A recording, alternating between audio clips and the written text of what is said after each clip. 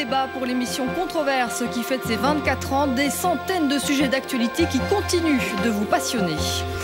Pascal Vrébos recevra lui son 600e invité à anniversaire exceptionnel, invité exceptionnel. C'est le Premier ministre Elio Di Rupo qui se prêtera au jeu des questions-réponses.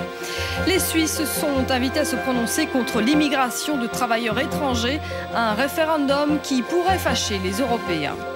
La Tunisie, une destination habituellement très prisée par les Belges, mais le tourisme est en perte de vitesse depuis le printemps arabe.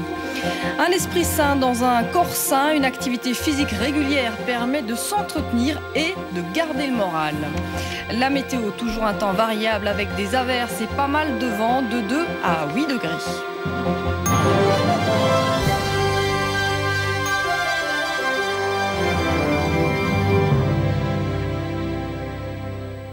Bonjour, cela fait 24 ans que Controverse vous fixe rendez-vous chaque dimanche sur RTL TVI. 24 années de débat sur l'actualité sociale et politique. Un anniversaire exceptionnel puisque c'était la 1000e émission. L'occasion de revenir sur l'actualité d'hier, d'aujourd'hui et de demain. Olivier Pierre, Gaëtan Lilon. Alors ce midi, on va envisager l'avenir du pays. Peut-être sera-ce l'objet des 1000 prochaines controverses, mais on jette aussi un coup d'œil dans le rétroviseur. La première controverse, c'était le 9 septembre 1990. 20 ans de débat sur le plateau de controverses, où parmi tous les thèmes de société évoqués, les affaires judiciaires et particulièrement l'affaire du trou a tenu de nombreuses heures d'antenne. En 20 ans, est-ce que les choses ont évolué ? Invité. Vous dites que c'était peut-être salutaire de secouer un peu la justice. Elle était dans sa tour d'ivoire avant cette affaire du trou. Est-ce que c'est vraiment différent aujourd'hui ? Ben là, c'est à vous de juger. On est toujours très mauvais quand on est jugé parti. Mais c'est vrai que je crois que de notre côté, on a fait un effort pour être des fois présent dans les plateaux. Avant, c'était plutôt un peu la chaise vide. La preuve, vous êtes là. Ben voilà, la preuve que je suis là. Alors, ben, c'est vrai qu'on continue de faire notre travail. Et puis, Michel Bourlet, ancien procureur du roi, n'était jamais venu sur le plateau de controverse pour évoquer l'affaire du trou. Aujourd'hui pensionné, il s'explique. De diffuser l'information. En tant que magistrat, on est parfois fort gêné par ce qui s'y dit et on doit parfois rectifier le tir et ramer dans l'autre sens, quoi. Au cours des 1000 émissions, la politique a pris beaucoup de place. En tout cas, des émissions comme ça, c'est tout à fait essentiel dans une société démocratique, bien sûr. Et les variétés des sujets de société alimenteront sans doute 1000 autres controverses. Et c'est une journée exceptionnelle à plus d'un titre puisque c'est un double anniversaire marqué par la présence du Premier ministre Elio Di Rupo qui s'est fait rare ces derniers mois dans les débats politiques. Il est le 600e invité de Pascal Vrébos, vous l'entendrez dans quelques instants. Politique toujours après le MR bruxellois hier, c'est au tour des FDF de soumettre leur programme électoral à leurs militants. Benjamin Samin, bonjour. Vous suivez ce congrès pour nous. Le président des FDF, Olivier Minguin, en profite pour égratigner le gouvernement Di Rupo.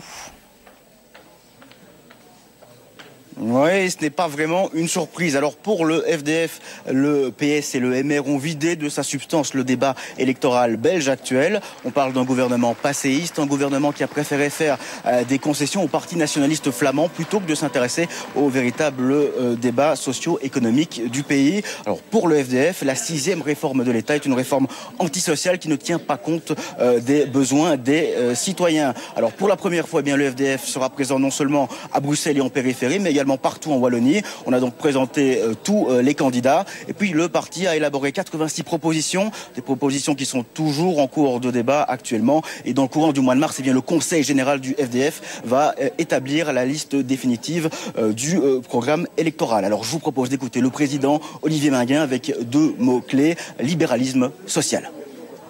Nous disons qu'entre un socialisme figé qui s'est accaparé le pouvoir de manière exclusive et une droite conservatrice du MR, il y a une 3e voie, le libéralisme social. Nous voulons aussi une réforme de la sécurité sociale, car aujourd'hui, la pauvreté qui monte, la précarité qui monte, démontre que notre sécurité sociale ne protège plus tous les citoyens. Alors nous ne voulons ni exclusion, ni fraude, ni abus. Nous ne voulons ni le confédéralisme, ni le séparatisme. Nous sommes des fédéralistes européens, nous sommes des fédéralistes pour l'avenir de ce pays. Voilà pour la réaction du président des FDF. Merci beaucoup, Benjamin. Je vous le disais en début de ce journal, le Premier ministre est l'invité de Pascal Vrébos. Bonjour Pascal et bon anniversaire, puisque aujourd'hui vous recevez votre 600e invité, Elio Di Rupo, avec toujours autant de questions à lui poser. Ah oui, il y a beaucoup de questions, mais là, Elio Di Rupo, bonjour. Bonjour vous avez vu, et bon anniversaire. C'est gentil. Vous avez vu FDF en campagne, tout le monde est en campagne. J'imagine, vous aussi, puisque vous sillonnez la Wallonie à la rencontre des Wallons et des citoyens.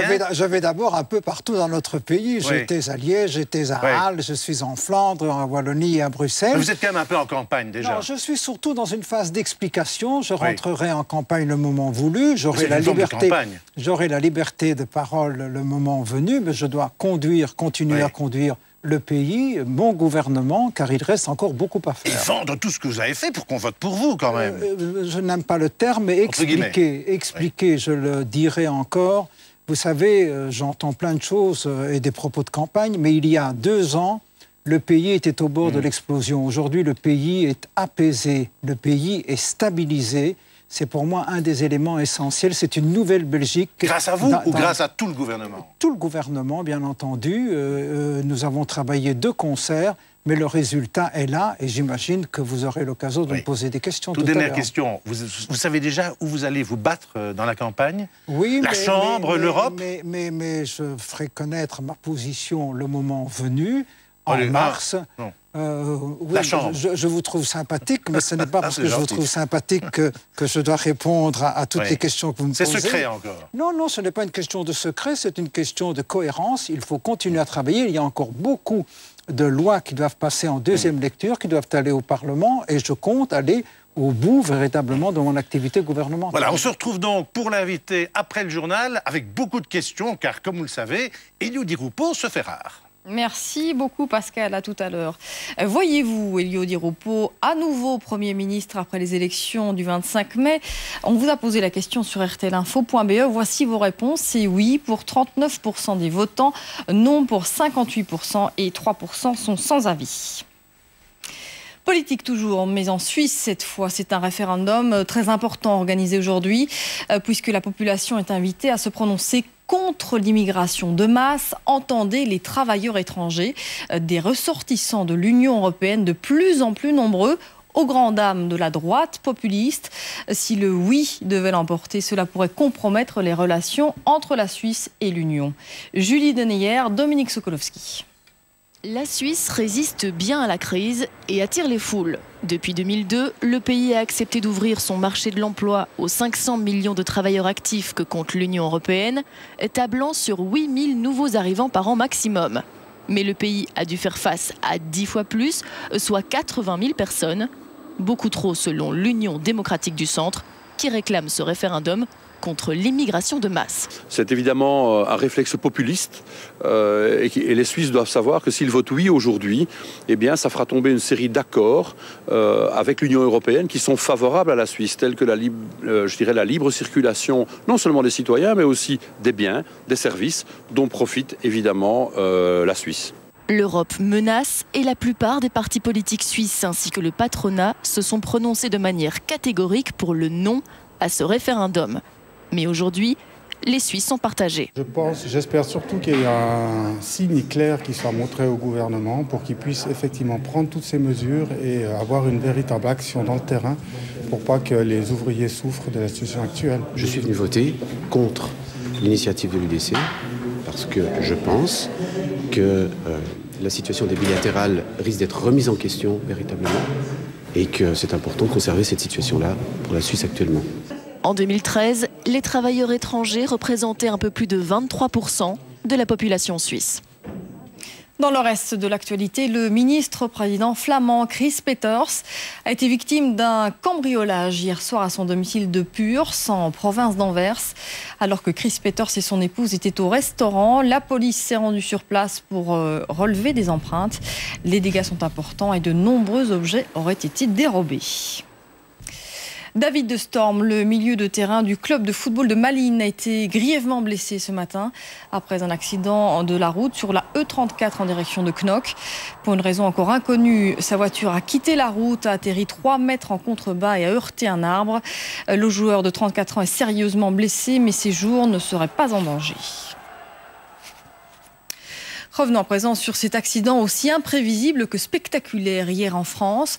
Dans les Alpes de Haute-Provence, le train des Pignes a été percuté par un rocher de plusieurs tonnes.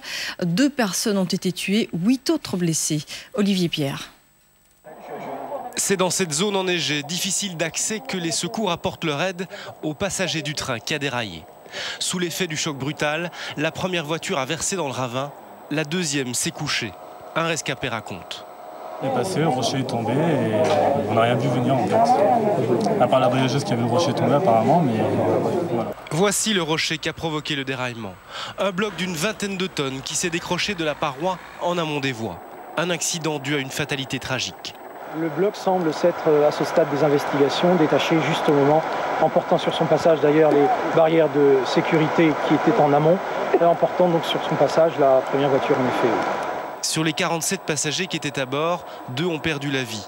Une touriste russe de 49 ans et une octogénaire de la région. 7 personnes sont blessées, dont une gravement. Le conducteur fait partie des blessés. Ça a été brutal, il a vu d'un coup arriver le gros bloc sur le train, de manière latérale. 10 mètres après le passage de sa cabine, la cabine du conducteur, le rocher est venu percuter la première cabine qui était derrière, c'est-à-dire la cabine des passagers. L'accident est arrivé à mi-chemin du parcours du train des Pignes. Un convoi qui relie Nice à Digne en plus de 3 heures sur un parcours sinueux. Fort prisé par les touristes, ce train de montagne transporte 500 000 voyageurs par an. Le bilan s'alourdit au Japon, actuellement touché par une tempête de neige exceptionnelle qui a fait 11 morts et plus de 1250 blessés à travers le pays. Il est tombé 27 cm de neige à Tokyo, du jamais vu depuis 45 ans. Et c'est dans ces conditions que les habitants ont dû se rendre au bureau de vote pour élire leur gouverneur. A contrario, à Melbourne, en Australie, le thermomètre avoisine les 40 degrés. Plus de 350 pompiers luttent actuellement contre des feux de brousse qui menacent les habitations.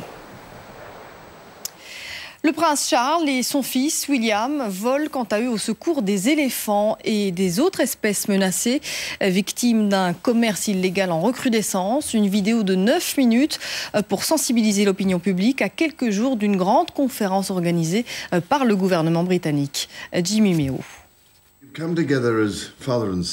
Ils se présentent en tant que père et fils, juste pour unir leurs voix contre le commerce illégal d'espèces menacées. Le prince Charles et le prince William s'unissent pour la vie sauvage et veulent envoyer un message fort au monde entier. Cela engendre une grave menace, non seulement pour la survie des espèces les plus prisées au monde, mais aussi pour la stabilité politique et économique de nombreux pays.